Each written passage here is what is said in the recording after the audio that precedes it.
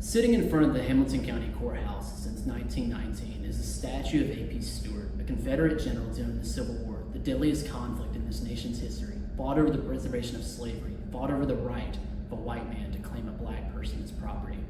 Still to this day, that fight lives on. In 2025, we continue to wage war over who and who isn't deemed worthy to share in this country's wealth, not via firearms and military skirmishes, but over the collective understanding of our history, a war between the lies and the truth. A local example of this conflict is the public display of that bust of Stewart, a man who fought for the right to own another human being. In the wake of the nationwide George Floyd protests in 2020, a part of the larger Black Lives Matter movement, one against systemic racism in American society, hundreds of citizens pushed the Hamilton County Commission to remove the statue.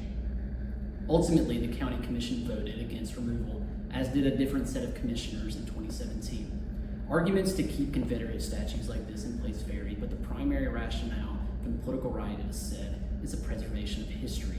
But this is not a stance taken in good faith.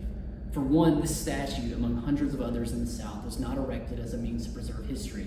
It was a violent display of power made during the Jim Crow era, decades after the final trigger was pulled during the Civil War. But 2020 was 5 years ago. While there are still hundreds of Confederate statues across the country, nearly 100 were removed following the murder of George Floyd by a Minneapolis police officer. Even still, this fight over our history is far from over. With President Donald Trump back in power, the battle over the truth is now primarily taking place in public school classrooms. As recently reported by the Chattanooga Times-Free Press, the effects of a 2021 state law in Tennessee make it clear that the GOP is on a mission toward history revisionism. Per that law, public schools are barred from teaching concepts related to systemic racism, a so-called divisive concept. Some of the language in the legislation includes banning the teaching that an individual by the virtue of individual's race or sex is inherently privileged, racist, sexist, or oppressive, whether consciously or subconsciously, unquote. And that, quote, this state of the United States is fundamentally or irredeemably racist or sexist, unquote.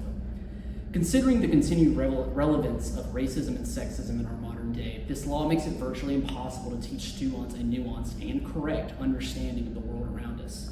All in all, the right may claim that they want to preserve history, to avoid the teaching of divisive concepts to our children, but the reality is that the right wants to preserve power, to preserve the undue supremacy of white people over others. The only way to fight against these lies is with the truth. All of us, regardless of skin color, gender, or national origin, are worthy of our fair share of political power. Until we can collectively acknowledge this, the conflict at the heart of our political polarization will never end.